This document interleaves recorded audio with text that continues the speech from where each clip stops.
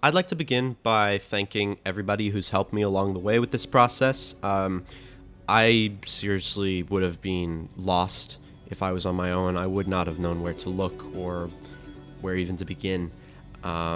So I'd like to give a big thanks to Miss April Martinez, the Heritage Foundation, and everyone else who's helped me along the way and supported me because I wouldn't have had this opportunity otherwise. So.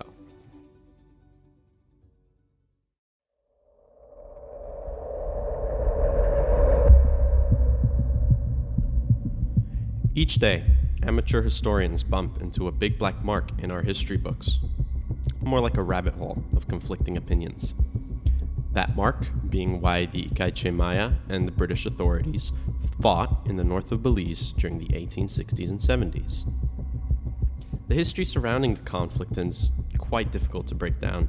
Interpretations of the conflict range from examples of failed colonial integration, a struggle of Maya autonomy, and a proxy war between colonial empires.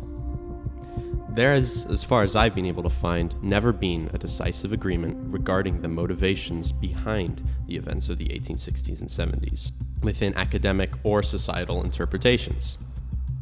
Owing to the lack of public interest in the topic and the severe limitations imposed on attempted research by missing, unreachable, and often untraceable documentation, I found that most of the research surrounding the topic is quite focused on the motivations of the individual personalities involved, such as that of specific Belizean superintendents, Icaiche chiefs, logging enterprises, etc.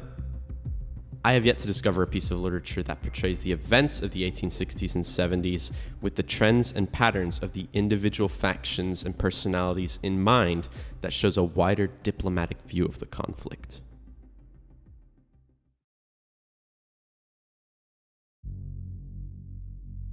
Let's begin.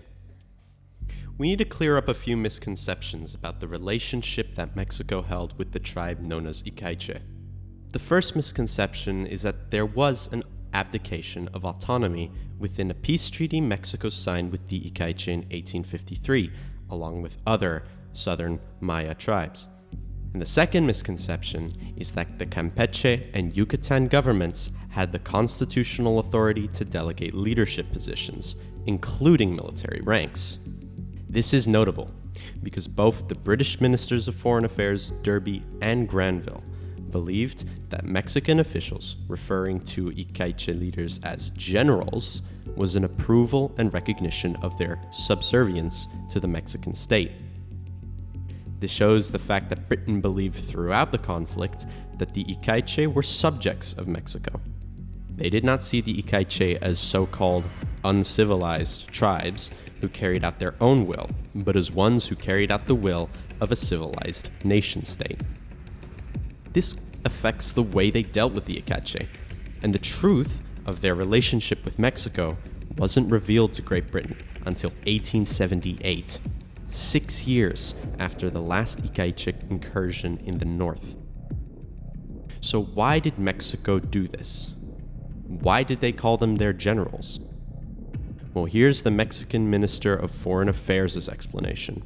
Quote, "The best means of pacifying and correcting barbarous peoples is to inspire confidence in them, flatter their almost childish vanity, and inculcate in them ideas which will make them understand the social order more or less distinctly."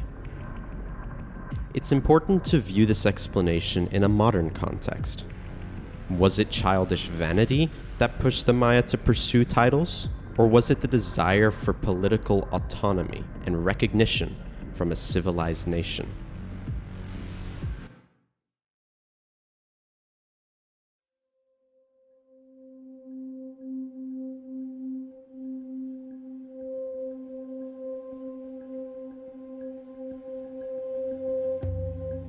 The Icaiche, on the other hand, were stuck between a rock and a hard place. They possessed no legal sovereignty in the eyes of Mexico or Great Britain. Thus, they were not protected by the international laws granted to so-called civilized nations, ones that safeguarded their rights. It is because of this situation the Icaiche found themselves in that I believe they pursued a policy of alignment with Mexico. By acting like subjects, they received support schools, firearms, and security from the Mexicans. Much has been said about the Icaiche's own policy of raiding, intimidating, and holding their enemies for ransom, especially within British territory. At least, that's what British documents at the time won't stop talking about. In truth, Britain brought these unpleasant events upon themselves. It began when Britain unintentionally outraged almost all of the Yucatan by pursuing a policy of absolute neutrality during the caste war, while still tolerating an extensive arms trade that emerged with one side. Britain was well aware of the anger and frustration felt by those in a state of war with the Chan Santa Cruz, whom they traded with, but Britain still, even after many protests, tolerated the trade. In October 17, 1855, Superintendent William Stevenson replied to a Mexican authority on the sale of gunpowder and arms to the rebellious Maya, and he declared that it was true that traders of Belize sold gunpowder and arms in considerable quantities to the Yucatan Indians, not so that the Indians would make war, but as another article of lawful trade.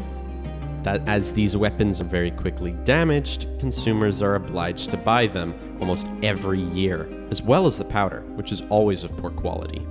And that this retail trade should not be prevented any more than it was possible for the authorities to exercise any vigilance over such an extensive frontier.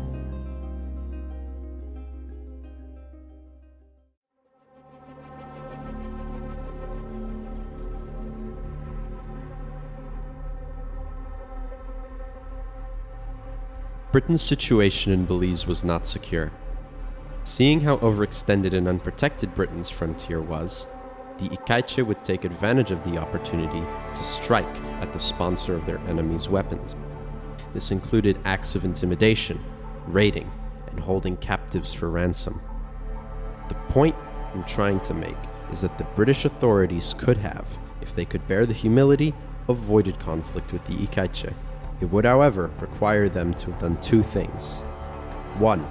Tame the logging companies, whose rapacious hunger for mahogany pushed their borders further and further back, and affirm their neutrality in the caste war by ending the arms trade. To the dismay of both Mexico and the Icaiche, British authorities did neither. A feeling of discomfort, paranoia, and fear-mongering that Britain would later adopt towards the Icaiche was not an isolated pattern of behavior. Excluding the Santa Cruz, whom the British still felt discomfort towards, they would adopt a very similar behavior in regards to the San Pedro Maya, whom resided in territory claimed by Britain, giving out titles like Comandante of San Pedro to the chief Asunccionec, despite it seeming to have no legal authority within British Honduras. It seems that in giving titles, Britain wished to, like Mexico, secure the loyalty of a de facto independent tribe that lived within their claimed territory. And despite aligning themselves somewhat with Britain, the San Pedro Maya would still suffer at the hand of those very same logging firms that hungered for more mahogany. Eventually, their fragile alliance would break down after agents of a British Honduras company subcontractor spread contradicting and fear-mongering misinformation to one another. Throughout the entirety of the 1860s and 70s, Britain and its factions operating in British Honduras were tripping over each other. It is within this environment of disorganization and lack of control that the Icaiche were able to deliver such devastating defeats at the hands of the British. Quote, "Thus it is that all our little wars spring more or less from preventable causes, and are in most cases the result of the rapacity and injustice of a few unprincipled traitors."